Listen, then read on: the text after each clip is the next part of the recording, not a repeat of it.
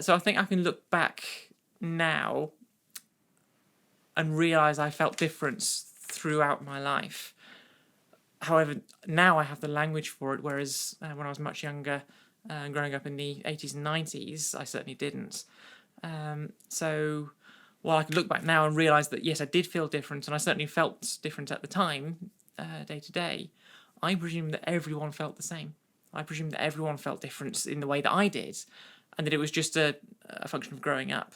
And that, once I grew up, once I achieved university or career or whatever else in life, everything would come together.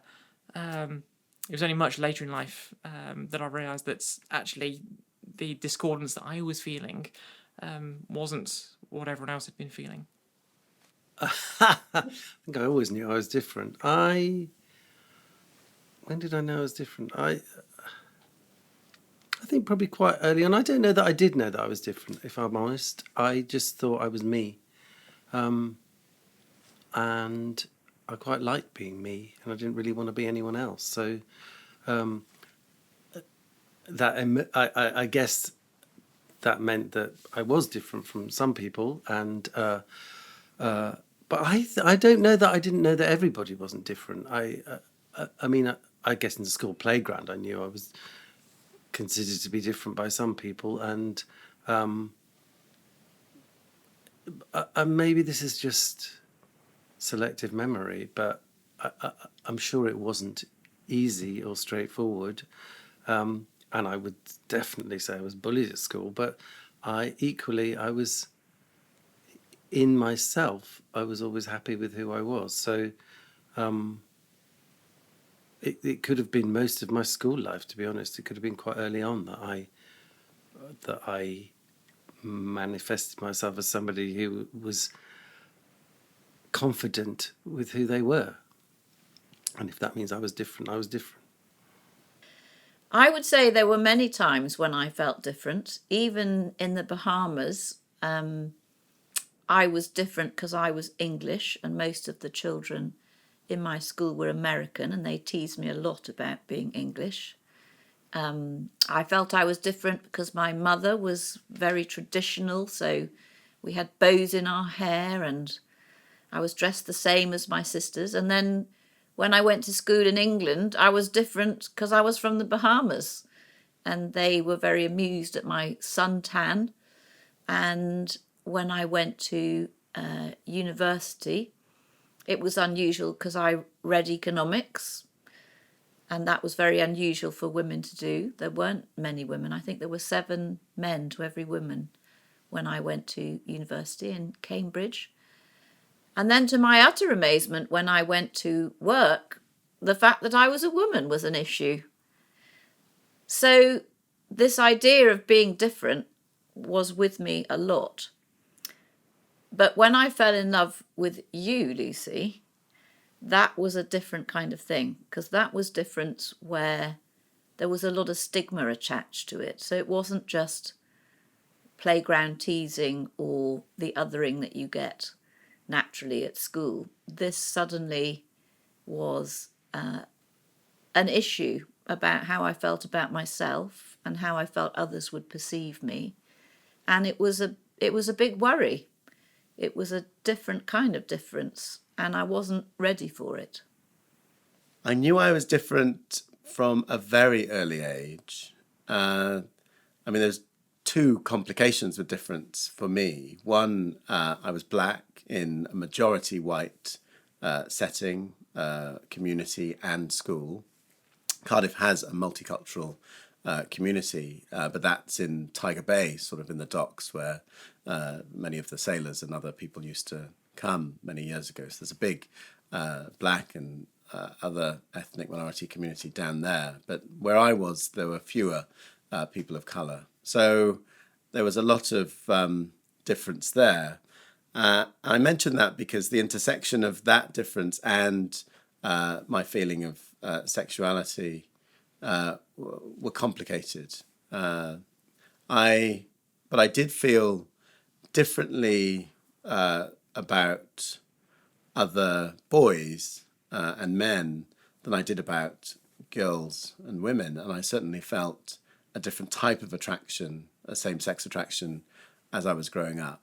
You asked the actual age, I'd say probably from around 6 or 7. Yeah, I felt very close to boys and men. So I didn't actually know that women could be gay. And the first time I actually began to realise that I was different to others wasn't until my mid-20s, when a friend actually took me out for dinner and said, Jane, when are you going to own up to the fact that you are madly in love with the woman you're working with? And I remember being so shocked. But at the same time, knowing that she had spoken a truth that would completely change my life, in that I am a strong Christian and I didn't believe it was right to be gay and be attracted to women. And that set me off on a journey of self-discovery that would be quite a hard one, but eventually would make me into the woman I am today. I never particularly felt like I was fitting in. To say I felt different almost feels a little bit arrogant and obnoxious, but I knew that I wasn't like the people around me when I was growing up in my hometown. And there was this constant promise that if I moved away to the next bigger thing, there'll be people like me. So from my hometown, I moved away to the capital to study. From the capital, I moved away to Malta, and then from Malta to the UK and Portsmouth, and then from Portsmouth to London. And finally, I feel like this is the most populated, the most queer place I can be, and finally feels like I'm in the right place. So when did I know I was different? I mean, by about the age of 11 or 12, I realised I was into girls and boys, but probably boys more than girls. And I think I quickly thought, as a pretty kind of self-conscious child, that the practical thing to do was to kind of squish all those feelings into a box and wait until I was about 16 and then kind of burst into life again. So, that's basically what I did. I just didn't really talk about or act on the gay stuff. Even though I had a best friend who, as I suspected, and as it later turned out, he was also gay. And we were talking about this the other day. We never talked to one another about this when we were teenagers. And it makes me feel sad because, just when you should be working out your feelings, taking baby steps into the world, I was kind of doing the opposite and withdrawing and hiding and keeping stum. In myself, the fact that I had an intersex variation and I was physically different, as well as having a lesbian sexuality, those things in themselves weren't things that I was unhappy about. I think what's difficult is how people treat you when they have prejudice, or how society can make space for you, or if it can't make space for you. So at school, people not knowing that it's natural to have diversity in your physical body, in your sex characteristics, that in itself, that's what felt alienating. If other kids knew that it was normal for there to be amongst them, other kids who might have diversity in their sex characteristics, that would have made my life so much better. And if I was being taught that too, that it was just natural and normal, not having anything validating my existence, they're not seeing any representation, that was really tough as well. So those were the things that made my life difficult, or made me feel that perhaps I couldn't be acceptable, or I couldn't, there wouldn't be space in society for me. And I urgently needed, as well as a lesbian, to see films and to see representation on television where the lesbian characters weren't murdered or killed at the end, or weren't psychopaths. I just wanted to see good, witty, brilliant stories where the main character was a hero.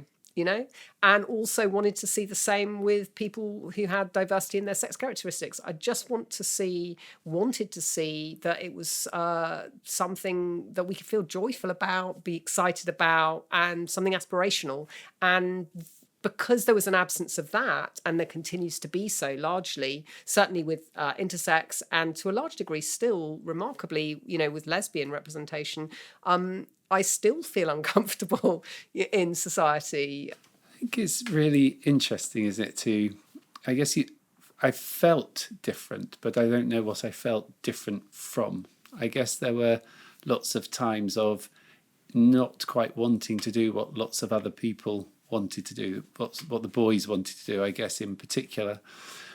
But I didn't have words for it. So, and I guess if I look back as an adult, I can trace that back to very early on. But at the time, I'm not sure what I felt, or whether I felt different, or whether I just felt misunderstood.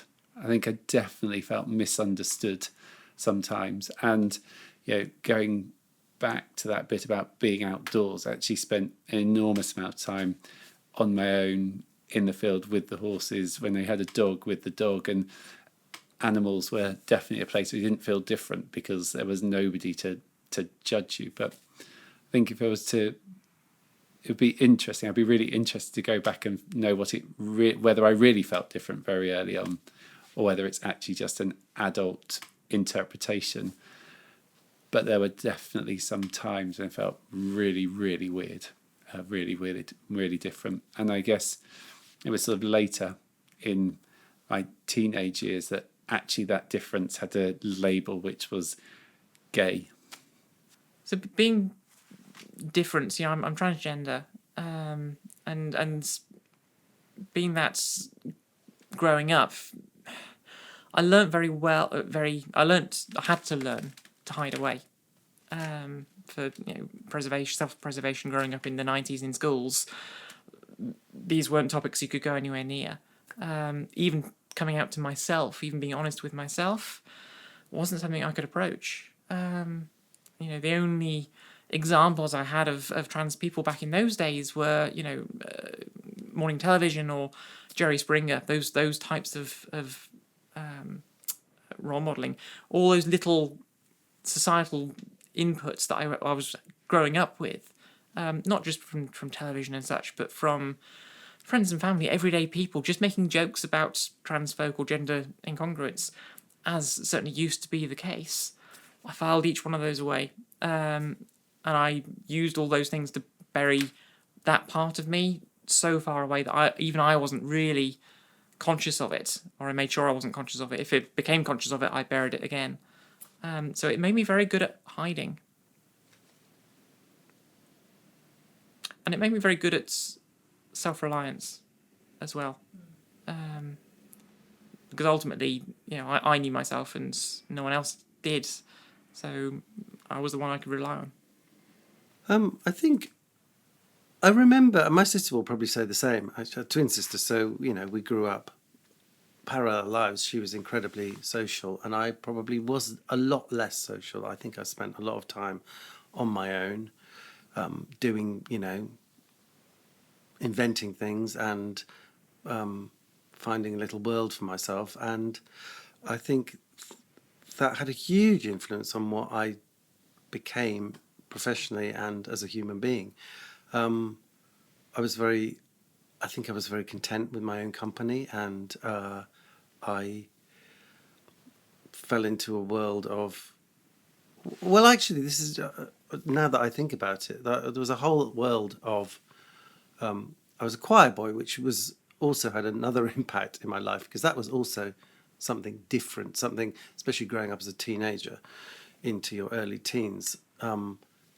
That was, you know, something other anyway, and endlessly attention drawing. If people wanted to, you know, have a pop at me, that, you know, that was another thing.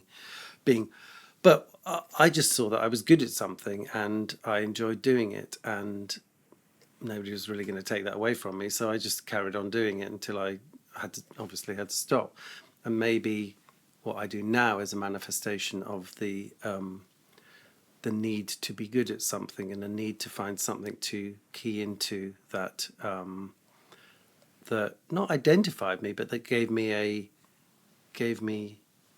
purpose and gave me drive, and maybe also took away the distraction of other people judging you. And I think I focused very early on in worlds that I could feel safe in and would feel safe in and enjoyed, and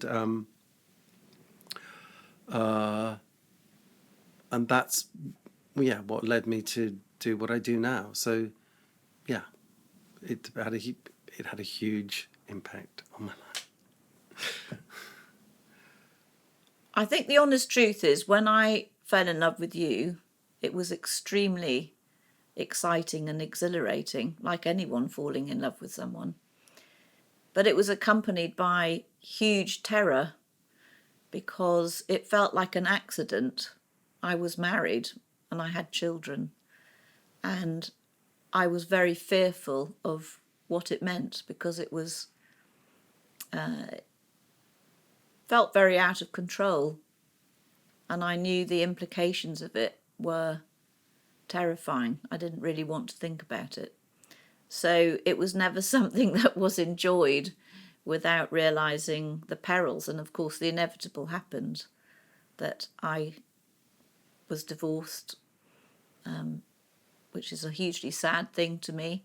My children had parents then living in separate households.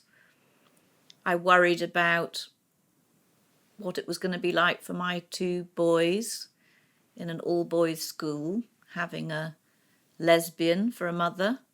So I worried about the impact on them, not just of their parents getting divorced, but this extra layer of sort of scandal, I suppose. And even though this was when was it, around 2008, 2009, when equal marriage was going through, and I think people thought culture and society had changed and was much more enlightened.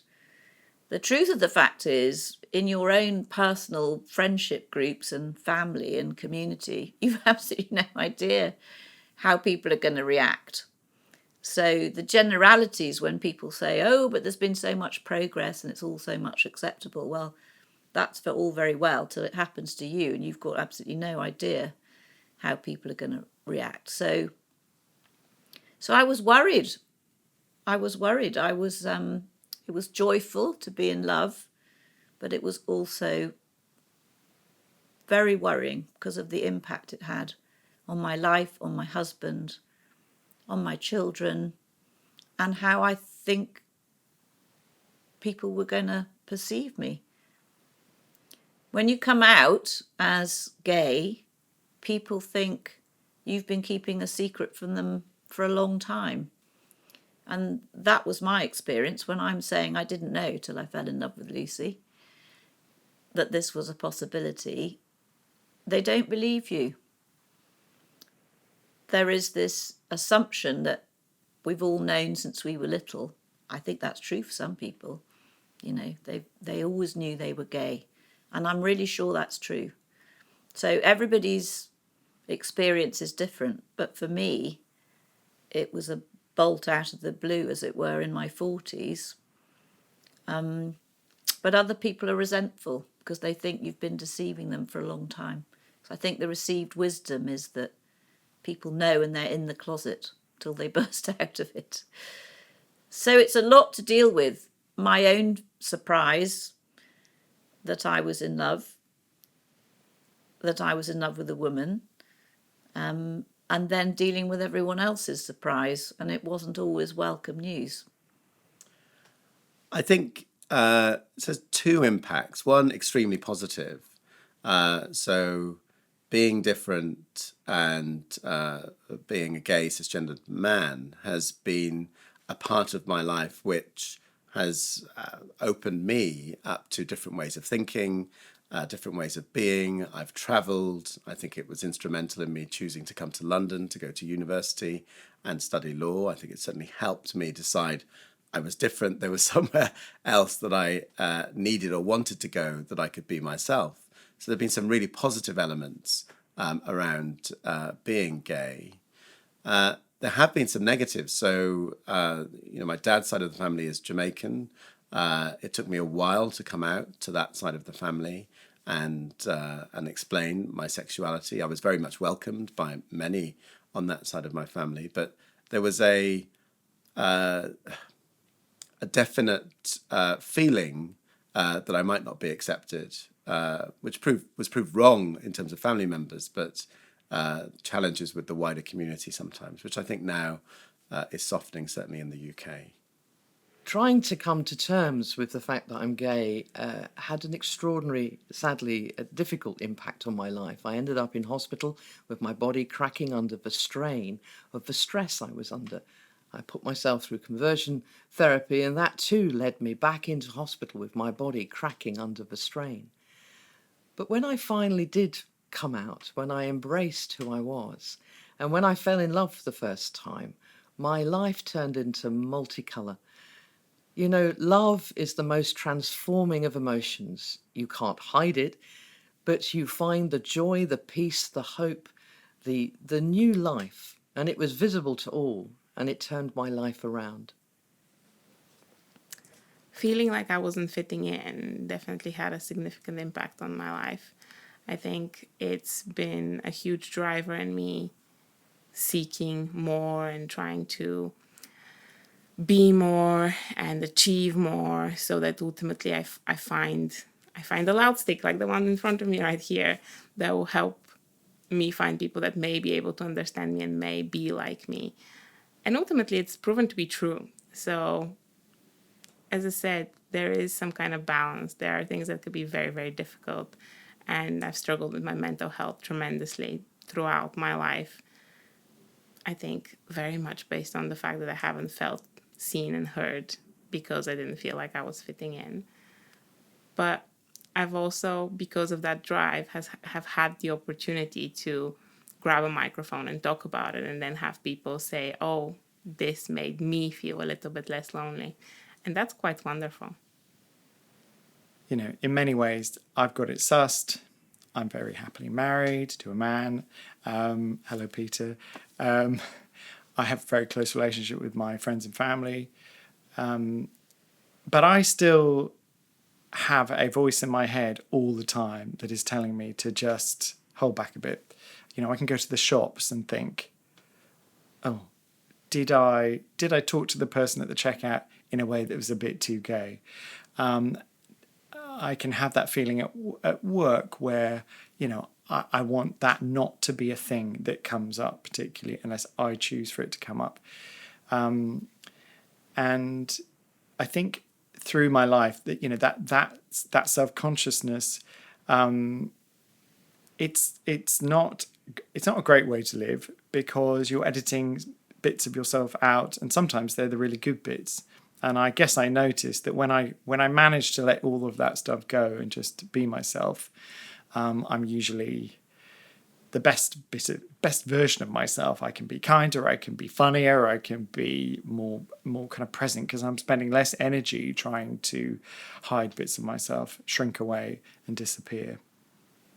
So being born with an intersex variation and having a sense from early on that it's not acceptable, and that the medical profession believe that they need to change our bodies in order for them to fit, that created a profound sense of body shame in my experience. For me, body shame, yeah. So the experience of being considered, not that society should be educated to welcome and include us, but that we have to be surgically, hormonally altered in order to be acceptable. That just gives such a very, very damaging message to us, to society, to our parents. It's horrendous, and that needs to end. And that's a lot of what the campaign work's about. Wouldn't it be absolutely amazing if we could be born with our natural diversity, be welcomed and feel safe, and know that society's expecting us to be born, and that society, that our parents, that our families know that we can lead good lives, that we get that message, that we understand. Those are the things that we need to see in order for our lives to improve. We need to see it in the UK. We need to see it globally. So that's a really strong and important, I guess, message. I guess it had and has had an enormous effect, and I think now, thank goodness, that my mind and my life has been richer and more open, and the people that I've met and mixed with have been more diverse and more brilliant than I suspect they would have been had I not been and felt different. But probably I would say there were moments where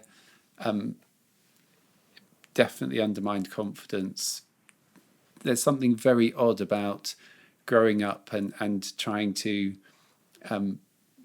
be who you are, but being told who you are is not good, so wanting to run away from yourself. And I think that sort of tension sort of sits there, and there are definitely times when I've wanted to be in a crowd in order to not be alone, and wanted to be on my own in order to not be in a crowd, and that sometimes lasts through to now for sure. But ultimately, I think that the impact it's been a good thing. An absolute sense of rely on yourself, trust yourself, believe in yourself, and also be open to all the experiences and the people that you'll meet, and try not to judge them. I'm incredibly fortunate that I actually haven't, hand on heart, I've never experienced open hostility. My early days coming out, maybe a comment on the streets or something. Weirdly, usually like Canal Street, the LGBT areas of Manchester or London, wherever I was out, would be where I'd experience some form of negative comments. But no, day to day, I really haven't. From work, from friends, from family, I've had nothing beyond acceptance and understanding and getting on with the rest of life. And that's my very good fortune for that. The only place I've received negativity is from people who've never met me through the media, whether directed at me personally or at transgender people or LGBT people more generally. That's really the only place that's negative elements of being LGBT enters my life. Yes, I have experienced open hostility, and all through my schooling, actually, until the last few years of my what do we call them? My secondary school, and I can vividly remember them. I'm not. I will be honest and say I'm not hugely comfortable with talking about them, because I think that I am beyond them. It was a hard struggle, and it made my life very difficult for a long time. But I think I coped, and I think I got beyond them, and I'm proud of those things. So, and I don't need to dwell on them. And I'm sure there are all sorts of psychological advisors who would say that it would probably help me to talk about them and things. But I have made my peace with them. I think that the people who perpetrated those things are lesser human beings, and I hope that their lives gave them some degree of pleasure, but I'm very happy with mine, and I wouldn't change much. I have experienced open hostility, yes. I had members of my family tell me that I was going to ruin the lives of my children, which is a pretty horrible thing to say. I've had people at work tell me that to my face. They thought I was very brave, but actually because of their faith, their Christian belief, they found it very difficult to accept me as a gay woman, because actually on some fundamental level they regarded me as a sinner.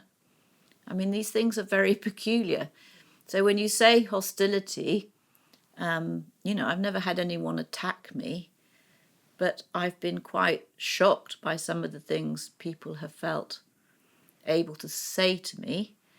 So I've experienced more hostility of being a black man than I have being a gay man. But in terms of sexuality, I think where the hostility has come has been pretty indirect. So I do know that sometimes in certain workplaces where I've worked, there has been an element of discrimination or differential treatment to me because of my sexuality.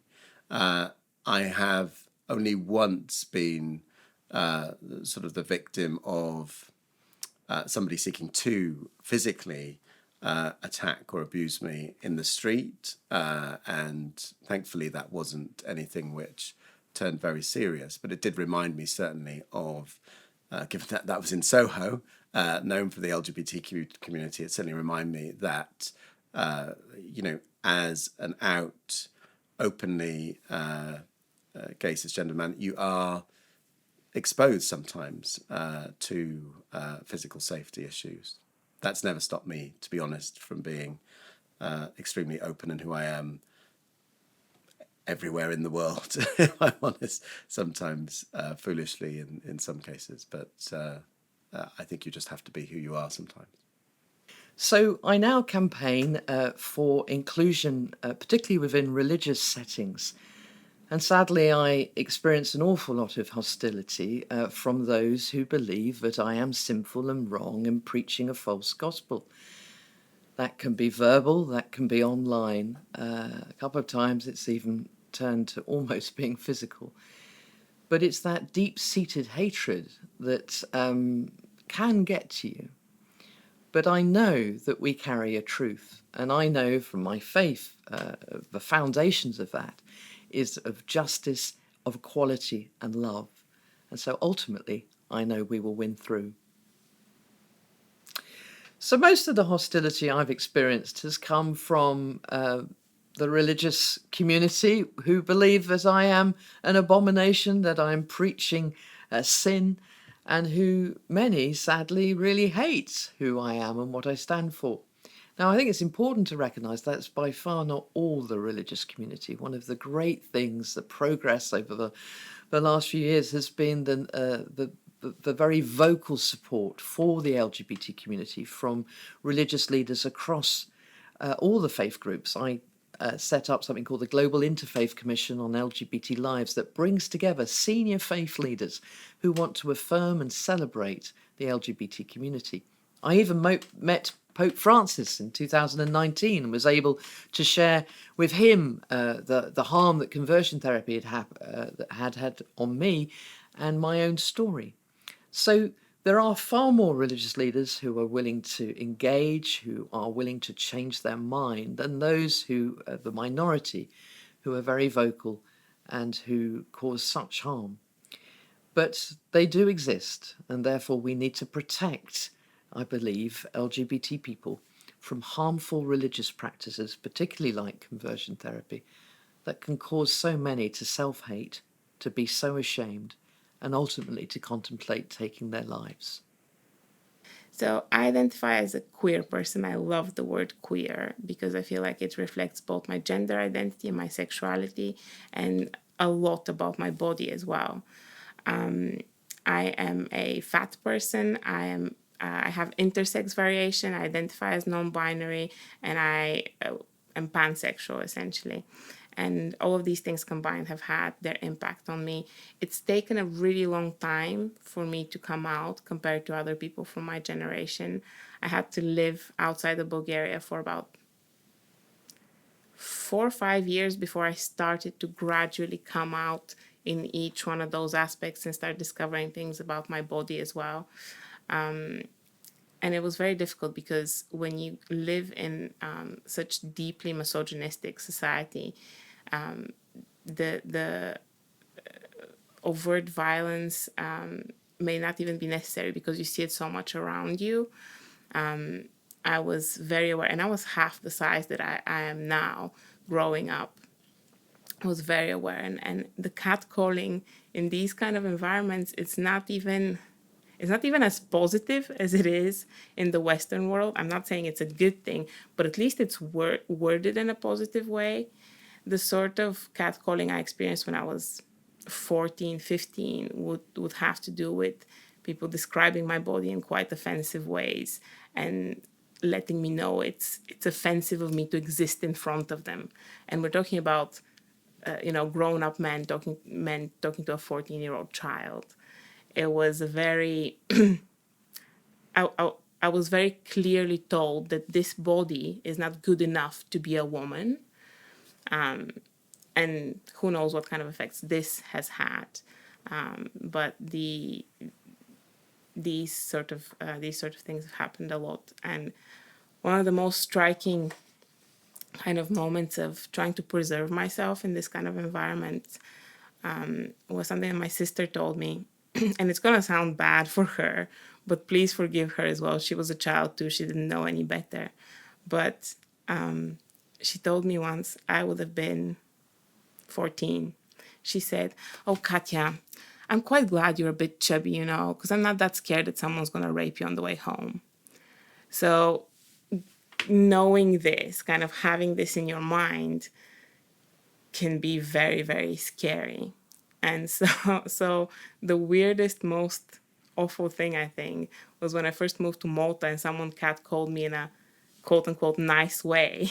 They said something nice about my body, which wasn't a wanted attention. It's a bad thing. Let's make sure that's there. But it was just so shocking because I was so used to the violent language, the rejecting language. So, yeah. Coming to live in London had a huge impact because all of a sudden it felt like anything was possible. Hostility, I have avoided it like the plague. So I make a habit of not putting myself in situations where I would experience hostility. And that's one of the reasons why I don't experience it. It always makes me laugh when people say, "Oh, I'm going on holiday to, I don't know, Dubai or somewhere. Have you been? It's great." And you think, I mean, I'm not exactly welcome there. So that's just one example of things you do in your life to make sure that you're not going to be in the face of bigotry. But, I look back at my career and think, oh my gosh, some of the things that went on. I mean, I had a boss who used to call me Doris because I had long hair back in the day, believe it or not. Which today I would, I just wouldn't let those things happen. But I did quite a lot of just kind of grinning and bearing it. Experiencing open hostility or people not hiding the fact that they feel prejudice towards me. I've experienced that, unfortunately, very sadly. I've experienced that in medical settings. I've experienced hostility as though that I'm an object in medical care that needs fixing. That isn't okay. That's conversion therapy, really, and that we're not included, that intersex isn't included in the ban on conversion therapy is really disturbing to me. And we really need allyship and support and recognition that conversion therapy must be banned for people with diversity in their sex characteristics as well as LGBT people, because you cannot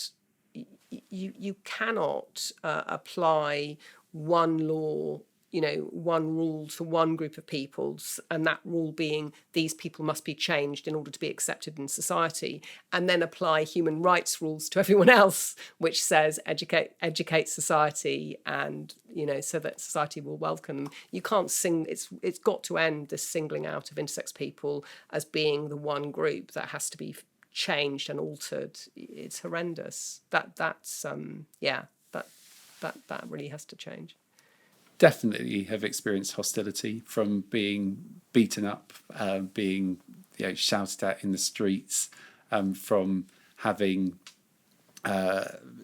stand-up ruckus, I guess, in Cardiff, and then being chased down the streets in London, and also, I guess, knowing when you are out that actually if you were open about who you were, you would also experience hostility. So it's not just the hostility that you experience. And actually the interesting bit about all the actual violence has been that it's been when I've either been on my own or on the street. It's not been when I've been holding hands or kissing or doing anything.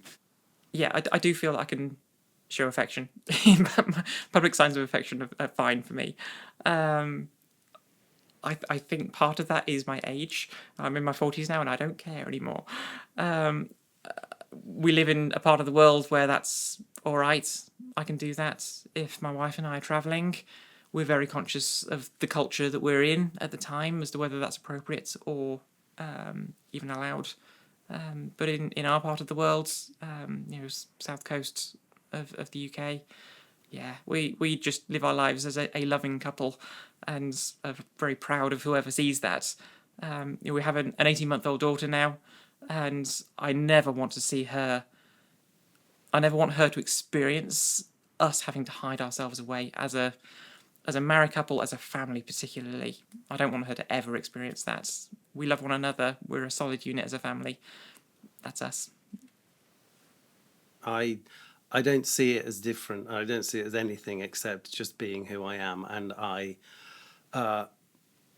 genuinely don't have a problem with expressing affection or anything publicly if I feel I need to or want to. I think it's, I would like to think we're in a better world. I know we're not always, but I'm always, I'm probably a bit of a provocateur in terms of, if I see I'm not an idiot. I'm not going to put myself in the lion's den, but equally, I would be happy to challenge what I think are people's prejudices if I needed to, by just pushing it a little bit and just making people, about as uncomfortable as I was made to be.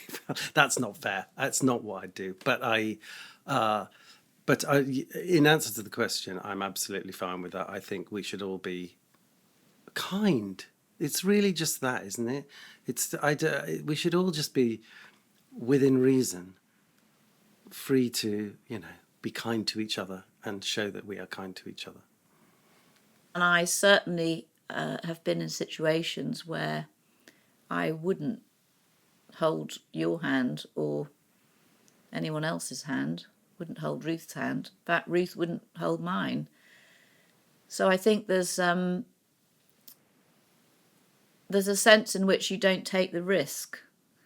So I don't know if I'd held someone's hand or kissed a girlfriend in public, whether I would be attacked, but I wouldn't risk that. I've always felt able to show affection to same-sex partners or friends in public or obviously in private. And I think I've actually helped support some partners or friends who haven't felt the same way as me. Showing love in public is one of the most beautiful privileges we have, I think, here in the UK. But there are settings, particularly in church, dare I say, where I've been a little bit more guarded. And certainly when I've travelled overseas, I've been cautious about holding hands or kissing my partner.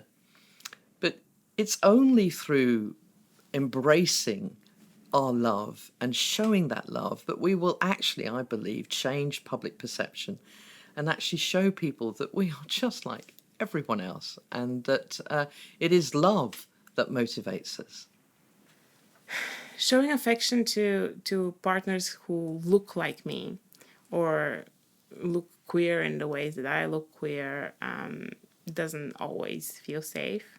I think, again, I try to foster as much gratitude as I can for the environments I've managed to get to where it does feel safe. It's pretty amazing.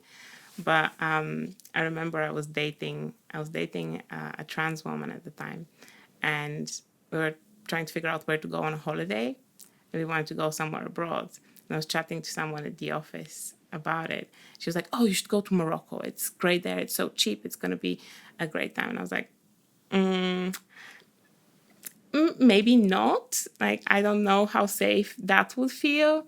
And when you look at the map of the world and color in the bits that are not safe to be, it's the majority of the world. It is.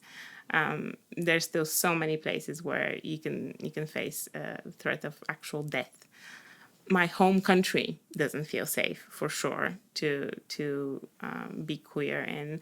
With an ex of mine, we would go fairly often, and it was very much, clear that we're not holding hands in the streets. That's not a thing.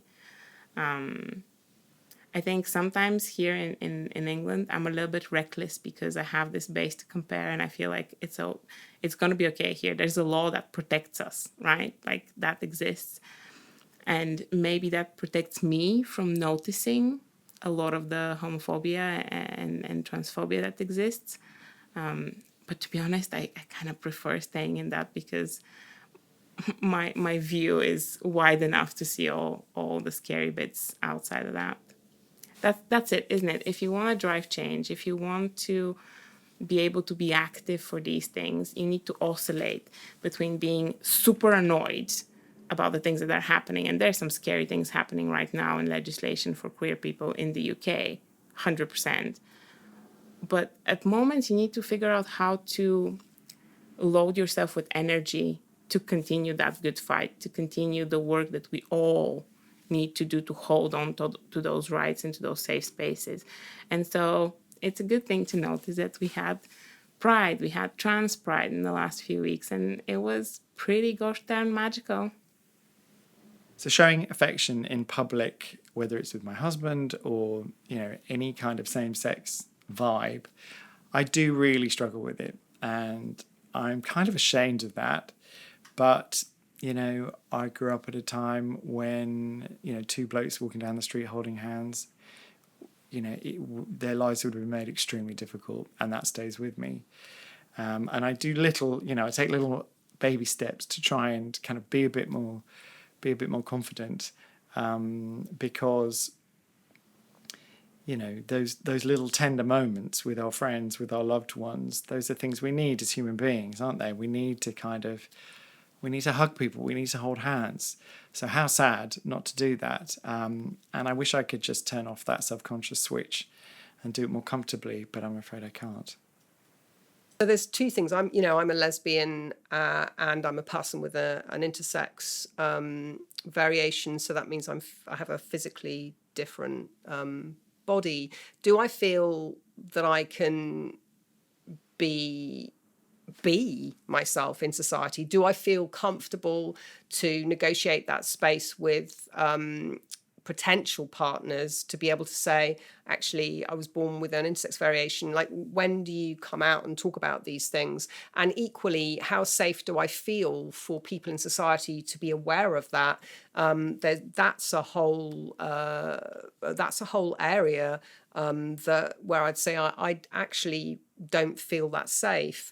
Nor do I feel that safe as a lesbian either. When, one example of this is, and I'd ask anybody listening to consider this themselves, on my part, when somebody is coming into my home, for instance, to fix the boiler or do something, I'm anxious and scared about having a stranger come into my home and judge if they see, for instance, I'm really proud that I created the new pride flag. I created the intersex inclusive pride flag. I have it hanging on my wall, and it's in the back shot behind me when I do Zoom calls, and has been, since 2021 when I designed it. However, I take that down when people who I don't know are coming into my house because I'm scared.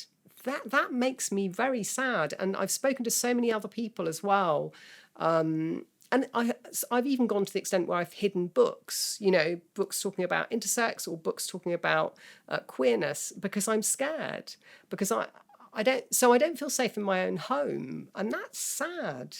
We shouldn't be experiencing that, and that's as well as on the street, as well as in a coffee shop. You know, I have experienced interphobia, which is the hate crime towards people with intersex variations. But because we're not included in the Equality Act, hate crime legislation therefore does not protect us. So that's a mess, really. Of course, I don't feel safe in a society that won't even recognise me. I absolutely wouldn't always feel comfortable showing affection to same-sex friends or to my partner. I think there are places where it feels safe, and then there would be other times when absolutely wouldn't. And all of the evidence is that it isn't safe. Hate crime continues to rise, around us at the moment. So, yeah, it's absolutely not something that I would always feel comfortable doing, and that would be a great place to get to. The things that make me angry are having to overcome deliberate misinformation all the time. The type of misinformation that's put out there with the sole intent of driving divisions or creating uncertainty or fear, even. And the fear that people feel as a result of that is very real. You can't deny the fear, but it's coming from a place of misinformation. So it's that source of misinformation and misdirection that makes me the most angry. That's very different from mistakes. Mistakes happen all the time. I make them all the time. My friends and family certainly do. And that's fine if your heart's in the right place, and we should have a society that accommodates mistakes. Absolutely. It's the deliberate nature of misinformation and the fact that so often people don't know how to recognise it, let alone even challenge it. Intolerance makes me angry. Laziness makes me angry. Unkindness makes me angry. Lack of understanding, lack of humanity. I think just really basic things. Like we should all be annoyed by. I think, because mostly, if you stop somebody and force them to engage with a bad choice or a wrong choice, that conversation will get you to a better place and get them to a better place. So I think there's a lot of laziness, a lot of lazy thinking, perpetrated by or encouraged by a lot of lazy journalism, and that's probably the thing that makes me most angry in relation to these subjects. What makes me angry is the unkindness and anger that other people have. I just don't understand it. And when you read in the papers, hear in the news, the awful and appalling abuse that people go through because of their sexual orientation or their gender identity, it's absolutely astonishing to me. I can't get over the fact that it's a capital offence in 5 countries in the world. How is that possible? Because somebody is gay, they should be killed? It beggars belief. And the fact that here we are in the year 2022, and in over 70 countries in the world, it's illegal to be gay. I mean, this is astonishing. I'm laughing, talking about what makes me angry. Anger isn't even a big enough word for it. It's absolutely astonishing. The whole world should be howling. I mean, you wouldn't imprison people for being left-handed. And that's what we're talking about. Who people are. It's as natural to be gay or trans or intersex as it is to be left-handed. This is ludicrous. So it makes me angry that more is not done. It should be talked about every day. I'm absolutely disgusted with the church, every church and every faith, who condones and allows this to happen. You know, at best they're passive, at best they're silent. It's just not good enough. And I don't have faith, and I'm aware that people listening to me, just like the person who said, well, I regard you as a sinner. I mean, for heaven's sake, the inhumanity of this is extraordinary. Why should someone else's belief about who I am make them think they can lock me up or have me killed? It's just not on. I get angry about a lot of things, but the main thing which can make me angry is misperception of people who are different. Most people who are different, particularly within the LGBTQ plus community, are just ordinary people seeking to live their lives, to work, to play, to earn enough money, to provide for their families, to be with their loved ones. And, you know, like they want a hug just like anybody else. And the boxing of people into boxes where they are dehumanized and felt to be so different that they're not part of humanity or not deserving of rights and the same privileges and desires as everybody else is something which makes me very angry, but also passionate in order to try to change the world to make it a better place for those people. So one of the things that makes me really angry is the blindness amongst my conservative Christian friends to the harm that they are causing. You know, there's so much evidence now about the harm that conversion therapy does, the harm that being told that you are unacceptable or that you must stay celibate for life. There are testimonies, there's evidence from the medical professions, there's evidence from the UN. And when people are just so stubbornly blind to it and continue to cause young people to contemplate taking their lives, that is what absolutely gets to the core of me. And I believe it does to God too. I struggle with anger a lot. It's not easy to get angry visibly or to express it because of a myriad of reasons and growing up and the kind of emotional support I've gotten or haven't gotten. But there are a lot of things that make me very, very, very angry. And dishonesty makes me extremely angry. Unfairness makes me extremely angry. Looking at people not realizing how much they're harming themselves by hating other people is something that breaks my heart. Because anger can be very, very helpful, but it's ultimately a secondary emotion. It's interesting to look what's behind it. And usually to me, it's a lot of sadness for how much people punish themselves because of the hate they have for people who are different. And a lot of the times, especially when cis heteronormative people hate on queer people, it's ultimately because the gender binary and heteronormativity have imprisoned them in ways that they're not even able to articulate. And they're angry at queer people for living in their present and their truth. And that is heartbreaking because I feel like everybody should be able to be dressed in bright colors, allow all the hair of their body to grow exactly as it wants, and wear all of the paint wherever they want on their bodies. What makes me angry? I mean, the list is long. But I think if we concentrate on the big things rather than the petty things, I think about the American poet Nikki Giovanni, who I went to see doing a workshop. And she talked about the fact that if you look at us all from space, who are we as people? We'd be considered earthlings.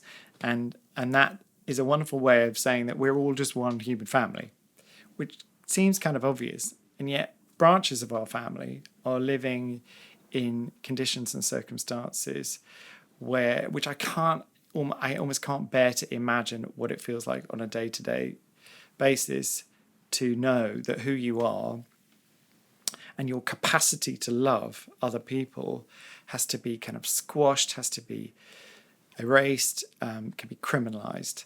So if I think about that, I just kind of think, why aren't we all doing more?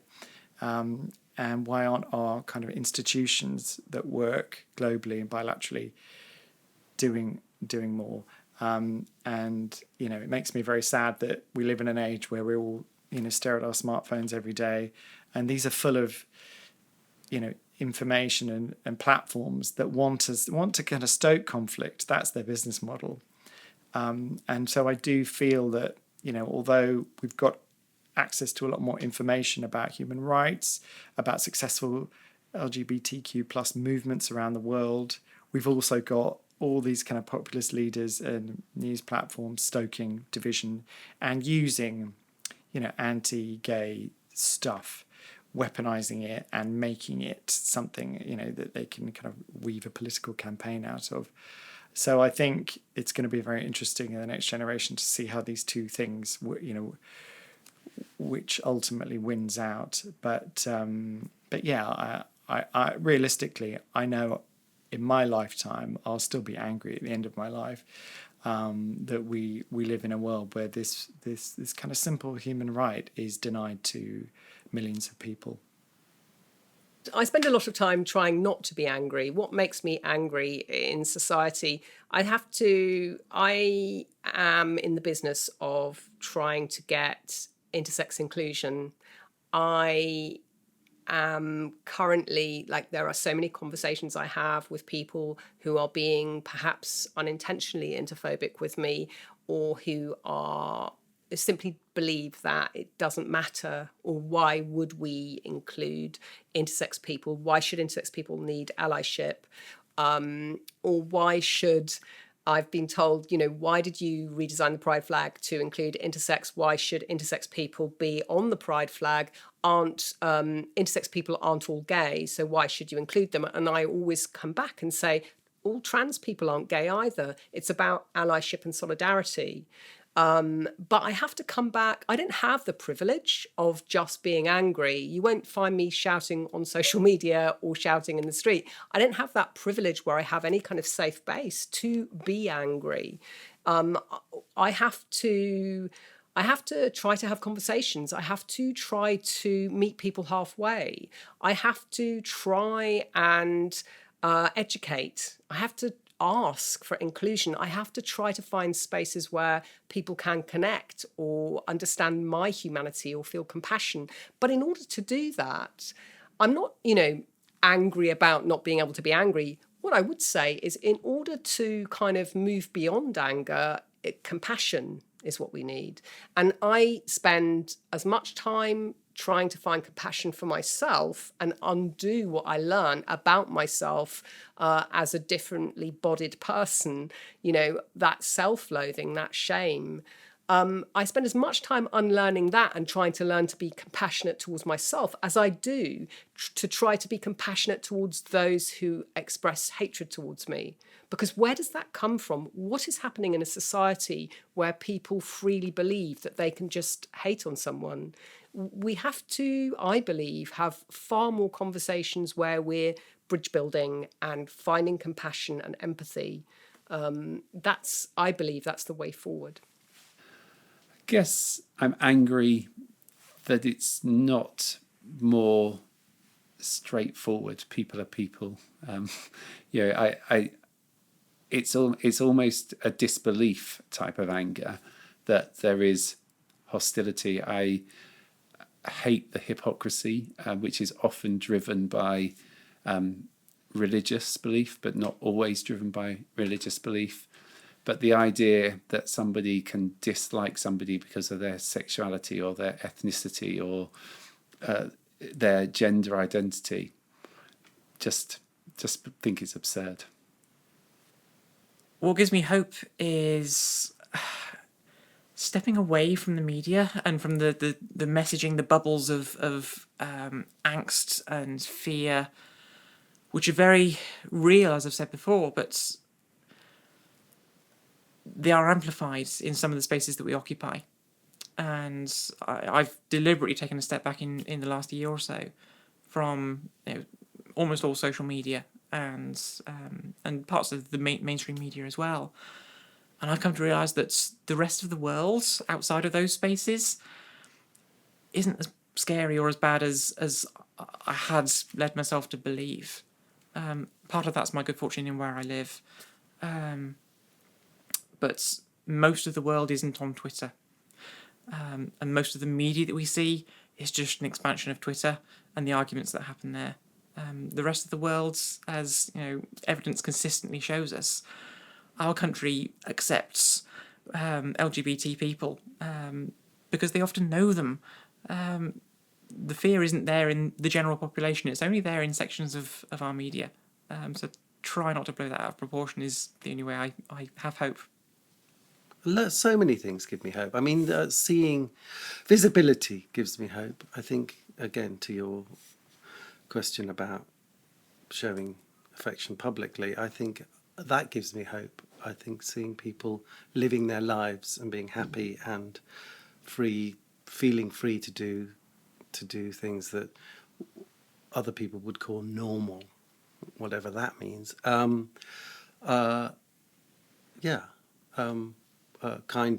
Kindness gives me hope.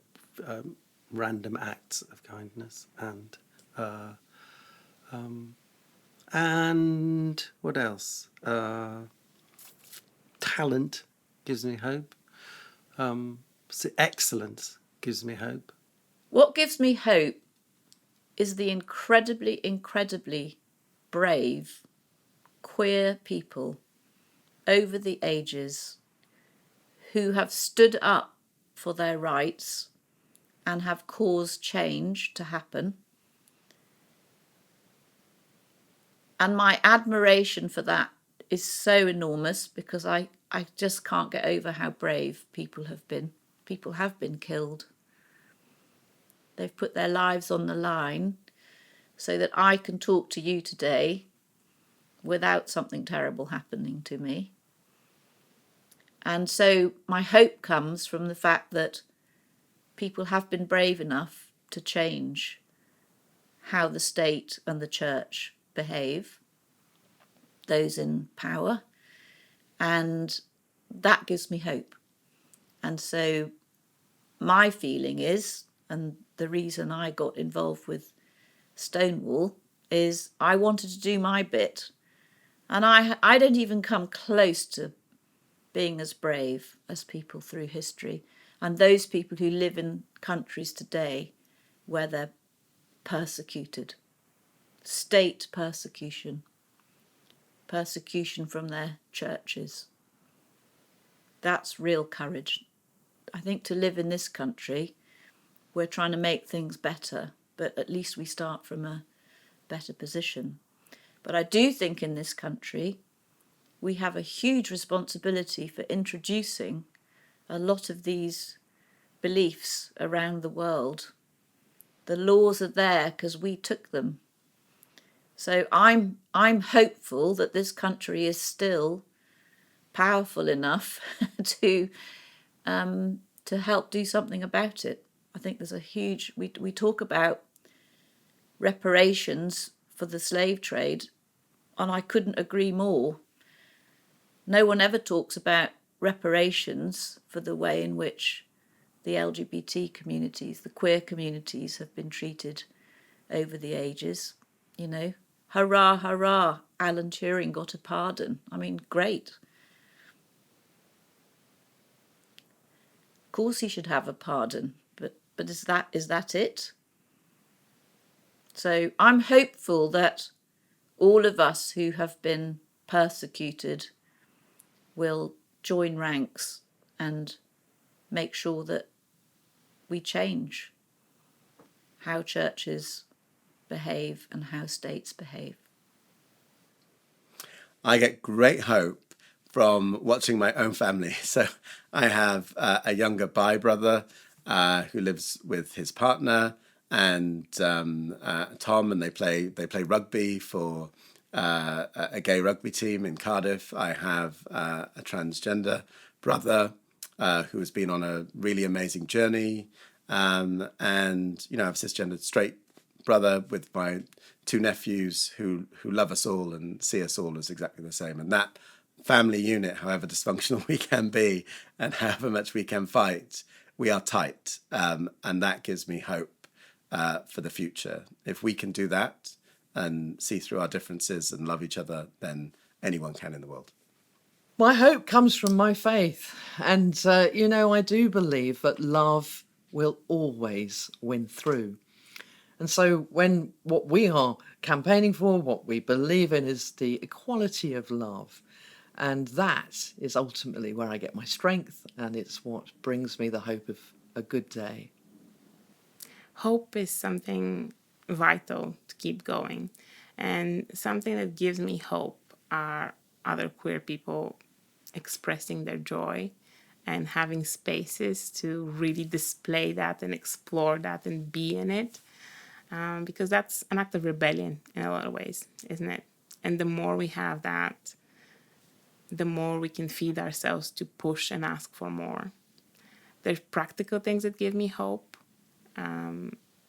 There's practical things that take away the hope. But we had a ruling a few months back. It's going to be like a year now ago, where we here in the UK, a court case ruling established that non-binary people are protected under the Equality Act, and things like that, factual, stable things we can hold on to know that we do have rights and there is space for us, really, really, really help. And equally, I think it's really important to remember when things like that go backwards, especially in very affluent places in the world, like the US as well.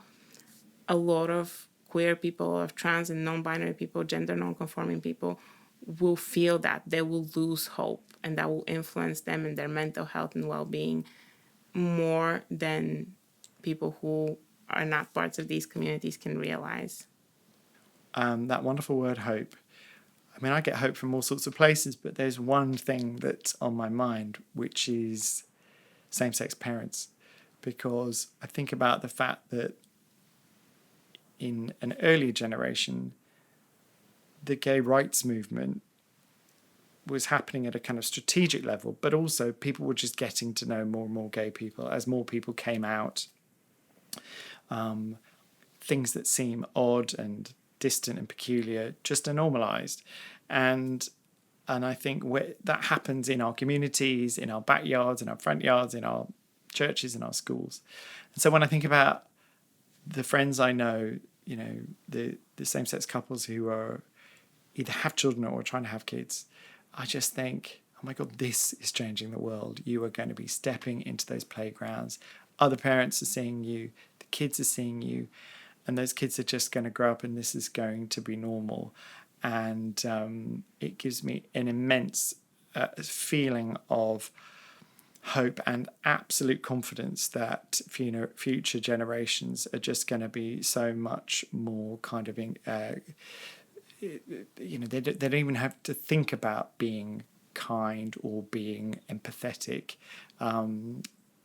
to get to others, because people will be less other. They'll just be, some of us have these kind of families and some of us have these kind of families. So yeah, hope. What gives me hope? I'm lucky. I am so lucky because I was just born optimistic. I'm an optimist, and whether I want to be optimistic or not, it's just the way I naturally think. And so I'm lucky because I feel hopeful. Something, makes me very sad or scared, and I pick myself up because inevitably my brain will think of something optimistic about how I can change something, how I can do something bold and beautiful, like creating a new flag, for instance, which could bring people joy and which could change that narrative. So I feel infinitely hopeful because I believe in people. I believe in our humanity collectively, and that brings me hope. Two key things I think really give me hope. The first is the progress that I've seen in our lifetime. That when I was born, gay men were just legal. later, as I was in adolescence, 21 was the legal age, and then 18, and then an equalising at the age of consent. All of the changes that we've seen in family life, in acceptance, in integration into society, and that gives me hope if we can get that progress at the same rate in the next 30 years that we have over the last 30 years, we'll be making great strides. And then young people, to listen, talk, and hear young people talk about gender identity and sexuality and the acceptance. It's not tolerance, it is a genuine acceptance often. That really, really gives me a lot of hope. My strength comes from my family, predominantly, from the unquestioning love and acceptance that we share. I think some of it comes from my experience growing up and learning to be independent. And it comes from the role models in my life that I've grown up with. So when I came out as transgender,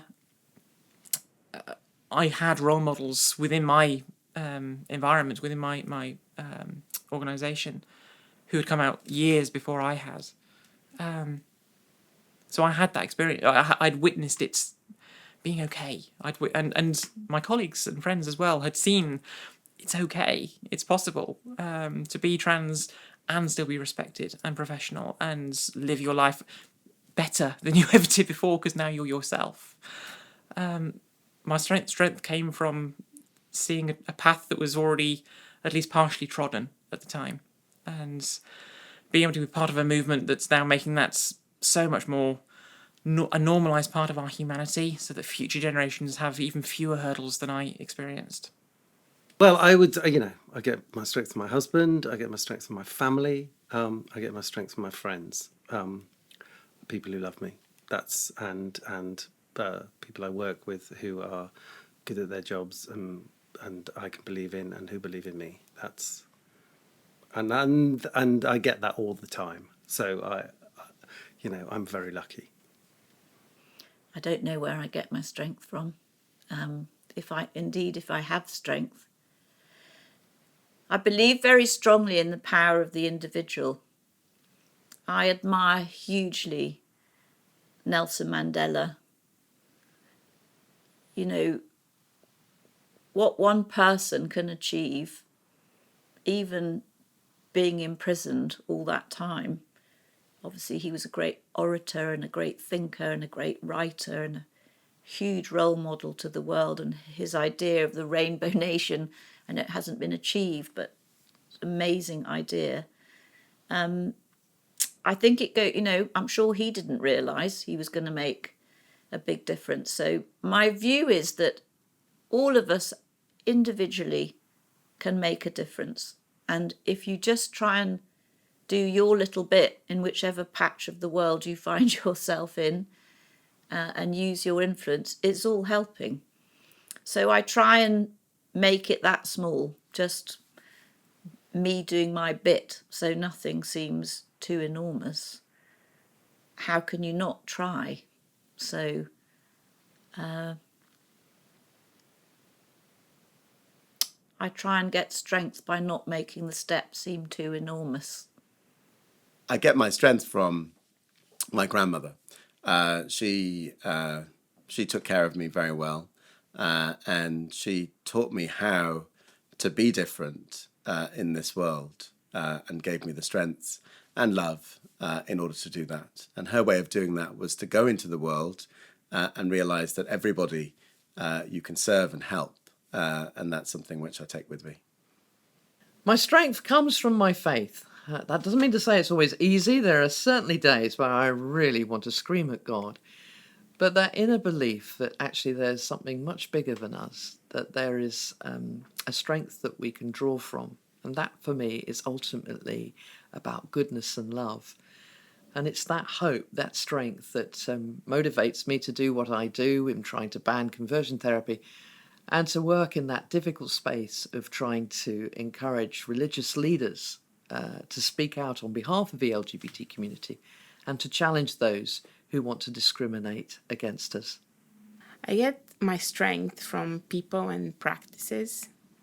It's especially following the pandemic, I've realized how much I get charged from spending time with people, and creating these connections and seeing each other and reflecting each other back to us, really gives me a lot of strength. I do get a lot of strength from various spiritual practices as well. I did not grow up religious at all, and I only discovered kind of the need and importance of some kind of faith in my life in very recent years, I'd say 4 or 5. And I don't necessarily subscribe to a prescribed, what's the word? Institutionalized religion in any way. But I take time to meditate. I take time to go into myself and reflect. I try to stay silent for one day a month at least. And these sort of things really, really help build up my strength. I really notice when I haven't done them. And that's because there's so much volatility in the world. And especially, I think for people who are marginalized, there's even more. There's so much around us which is shaky and scary. And it's hard to find evidence sometimes that the arc of history is long, but it does bend toward justice. Sometimes it's hard to find those things. So what can replace that is an anchor of faith, of a few things that you decide that you are truly believing in, and then making the time to go back to them and promise to yourself that you do have that faith and hope for the future. My sources of strength have changed recently because as a Londoner, I used to spend a lot of time tearing around, kind of consuming as much culture as I could. And that was very much, although I kind of wore myself out, it was also where I got a lot of my energy from. And now I live in the middle of nowhere, and want to go and talk to the lambs and the ponies and the bluebells instead. So that's changed, but what hasn't changed is that I still need my people, I still need my family, I still need my friends, and I need them on that kind of utterly animal, visceral level. And so, ultimately, I'm as strong as my relationships are strong. So I do need to go and kind of recharge with those friendships.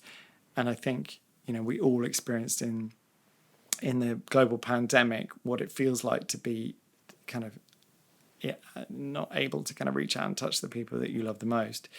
And I think I'm still slightly kind of learning how to do all that again now that we can see people, but I've got to be kind of really deliberate and make it happen and spend that real time with other people, quality time, figuring life out together.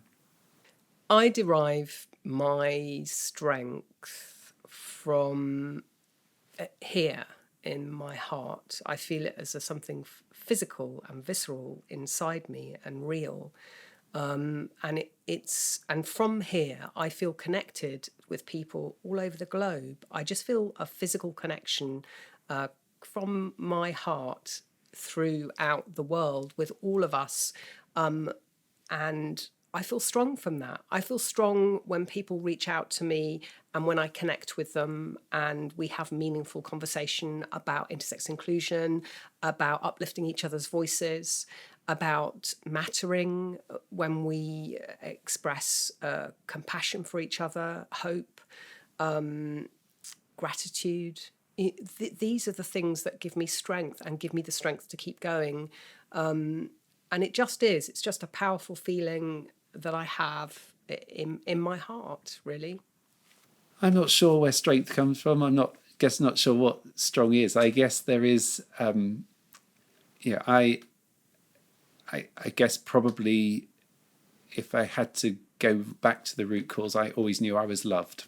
So I grew up, even when I was frightened about mum and dad's response to my sexuality, I knew that I was loved, even when they didn't behave brilliantly when I came out. I knew that I was loved, and actually just knowing that gives you the strength. But I think as I'm getting older, I'm also getting to the point of realizing that actually what other people think isn't that big a deal, and so just get on and do what you want to do and enjoy it. And actually not having a religious belief, I think, is knowing that to me this is the one chance I've got, and so therefore I need to do what I want to do, otherwise I miss my chance.